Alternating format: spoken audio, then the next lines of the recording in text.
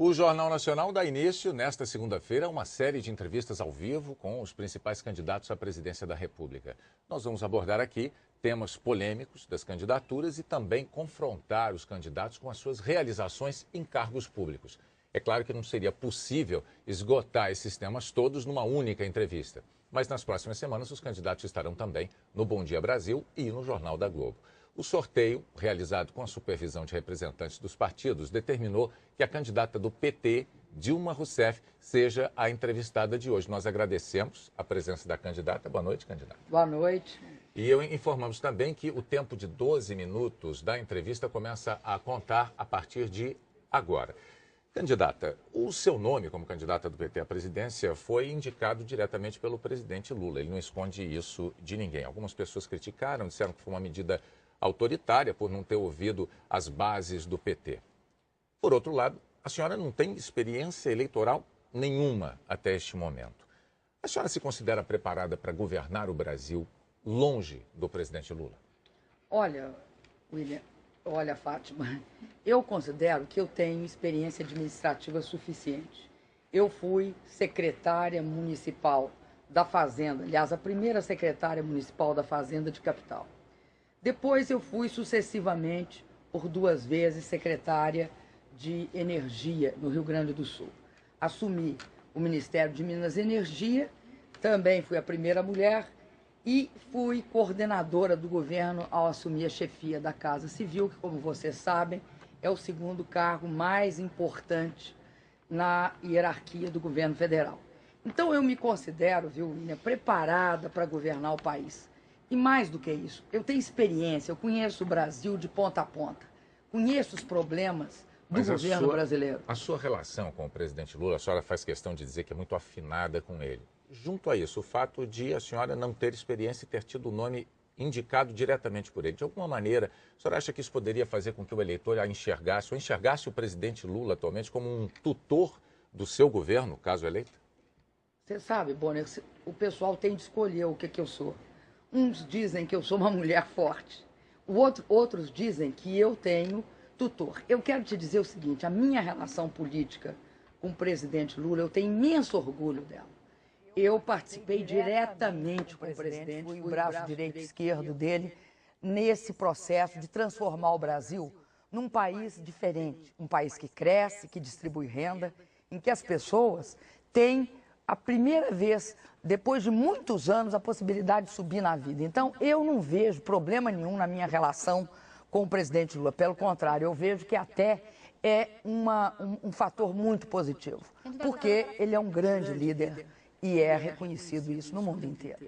A senhora falou de temperamento. Alguns críticos, muitos críticos e alguns até aliados falam que a senhora tem um temperamento difícil. O que a gente espera de um presidente é que ele, entre outras coisas, seja capaz de fazer alianças, de negociar, ter habilidade política para fazer acordos. A senhora, de que forma pretende que esse temperamento que dizem ser duro, difícil, não interfira no seu governo, caso eleito? Fátima, eu estava respondendo justamente isso, que eu acho que tem visões construídas a meu respeito. Eu acho que eu sou uma pessoa firme, acho que em relação aos problemas do povo brasileiro, eu não vacilo, né? Eu acho que tem de ser resolvido prontamente, nós temos de fazer um enorme esforço.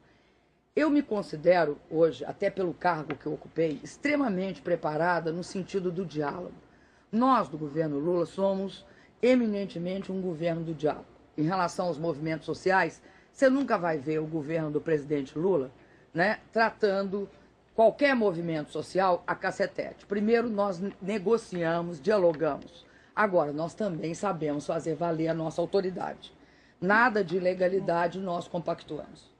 Agora, no caso, por exemplo, a senhora falou de não haver cacetete, mas talvez seja a forma da senhora se comportar. O próprio presidente Lula, esse ano, num discurso durante uma cerimônia de posse de ministros, ele chegou a dizer que achava até natural haver queixas contra a senhora, mas que ele recebeu na sala dele várias pessoas, colegas, ex-ministros, ministros, que iam lá se queixar que a senhora maltratava eles. Olha, Fátima, é o seguinte, no papel, sabe, dona de casa, no papel de cuidar do governo, é meio como se a gente fosse mãe. Tem uma hora que você tem de cobrar resultado. Quando você cobra resultado, você tem de cobrar o seguinte, olha, é preciso que o Brasil se esforce, principalmente o governo, para que as coisas aconteçam, para que as estradas sejam pavimentadas, para que ocorra saneamento. Sim, então, tem uma hora que é que nem você imagina lá na sua casa, Não, é mas, que nem por na sua exemplo, casa, candidato, a gente cobra. Agora, tem outra hora que você tem de incentivar. mas, por exemplo, Garantir candidata, que a pessoa esteja estímulo para fazer. como mãe eu entendo, mas, por exemplo, como presidente, não tem uma hora que tem que ter facilidade de negociar, por exemplo, futuramente no Congresso, futuramente com líderes mundiais, ter um jogo de cintura aí? O presidente falou em maltratar, né, candidato? Não, o presidente não falou em maltratar. O presidente falou que eu era dura. Não, ele né? disse isso, a senhora me perdoe, mas o discurso Veja dele bem, está disponível veja até. bem. Ele Bom, disse assim, mas as veja pessoas bem. diziam que a senhora que foram maltratados pela senhora, mas a muito gente também não difícil. precisa ficar nessa questão vamos até o só fim da dizer o entrevista, tem outros É muito temas. difícil, depois de anos e anos de paralisia, e houve isso no Brasil. Né? O Brasil saiu de uma era de desemprego, desigualdade, estagnação, para uma era de prosperidade. Nós tínhamos perdido a cultura do investimento. Vamos falar de E alianças aí, políticas? Que é houve importante. uma força muito grande da minha parte, nesse sentido de cumprir meta, de fazer com que o governo Lula fosse esse o sucesso que eu tenho certeza que ele está sendo. Bem, a senhora tem agora nessa candidatura, além do apoio do presidente, a senhora também tem alianças, né, formadas para essa sua candidatura. Por exemplo, a do deputado Jader Barbalho, por exemplo, a do senador Renan Calheiros, por exemplo, da família Sarney. A senhora tem o apoio do ex-presidente Fernando Collor. São todas figuras da política brasileira que, ao longo de muitos anos, o PT, o seu partido, criticou severamente, eram considerados como oligarcas pelo PT. Onde foi que o PT errou? Ou melhor, quando foi que ele errou? Ele errou quando fez aquelas críticas todas ou ele está errando agora quando botou todo mundo debaixo do mesmo guarda-chuva? Eu vou te falar, eu perguntava outra coisa. Aonde foi que o PT acertou? O PT acertou quando percebeu que governar um país com a complexidade do Brasil implica necessariamente a sua capacidade de construir uma aliança ampla. Então errou lá atrás? O PT não tinha experiência de governo, agora tem. Agora, nós não erramos e vou te explicar em que sentido. Não é que nós aderimos ao pensamento de quem quer que seja. O governo Lula tinha uma diretriz: focar na questão social, fazer com que o país tivesse a seguinte oportunidade. Primeiro, um país que era considerado dos mais desiguais do mundo, né, diminuir em 24 milhões a pobreza. Um país em que as pessoas não subiam na vida, elevar para as classes médias 31 milhões de brasileiros. Para fazer isso, quem nos apoia, aceitando os nossos princípios, aceitando as nossas diretrizes de governo, a gente aceita do nosso lado, não nos termos de quem quer que seja, mas nos termos de um governo que quer levar o Brasil para um outro patamar, para uma outra... Então, o resumo é, o PT não errou, nem naquela ocasião, nem agora. Não, eu acho que o PT não tinha tanta experiência, sabe, Bonner? Eu reconheço isso. Ninguém pode achar que um partido como o PT... que nunca tinha estado no governo federal, tenha, naquele momento, a mesma experiência que tem hoje. Acho que o PT aprendeu muito, mudou, porque a capacidade de mudar é importante. Vamos lá, mudou. Candidata, vamos aproveitar o tempo da melhor maneira. Quer dizer, o PT tem hoje, já nas costas, 8 anos de governo, então é razoável que a gente tente abordar aqui algumas das realizações. Vamos discutir um pouco o desempenho do governo em algumas áreas, começando pela economia. O governo festeja, comemora muito melhoras da área econômica.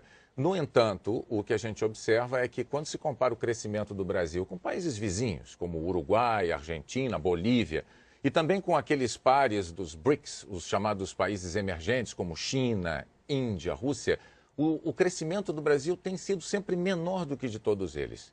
Por quê? Olha, eu acredito que nós tivemos um processo muito mais duro no Brasil com a crise da dívida e com o governo que nos antecedeu. Mais dura do que no Uruguai e na Bolívia, candidato? Acho que o Uruguai e a Bolívia são países que são, sem nenhum menosprezo, acho que os países pequenos têm de ser respeitados, do tamanho de alguns estados menores do Brasil. O Brasil é um país de 190 milhões de habitantes. Nós tivemos um processo no Brasil muito duro, Quando chegamos no governo, a inflação estava fora do controle. Nós tínhamos uma dívida com o Fundo Monetário que vinha aqui e dava toda a receita para que a gente ia fazer. Correto, Candidata. O que nós tivemos de fazer? A Rússia também teve dificuldades e é um país enorme. Mas só um pouquinho. O que nós tivemos de fazer, Bonner? Nós tivemos de fazer um esforço muito grande para colocar as finanças no lugar. E depois, com estabilidade, crescer. E isso, esse ano, a discussão nossa, nós estamos entre os países que mais crescem no mundo. Nós estamos com a possibilidade de ter uma taxa de crescimento do produto interno do mundo de 7%.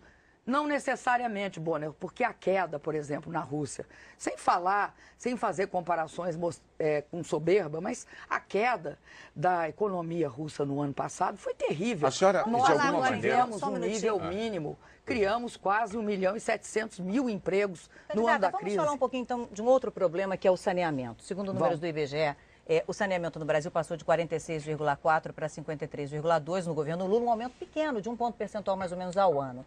Porque é um resultado fraco numa área que é muito importante para a população. Porque nós vamos ter um resultado excepcional a partir dos dados, quando for feita a pesquisa em 2010. Talvez, Fátima, uma das áreas em que eu mais me empenhei foi a área de saneamento. Porque o Brasil, só para você ter uma ideia, investia menos de 300 milhões, o governo federal, menos de 300 milhões no Brasil inteiro.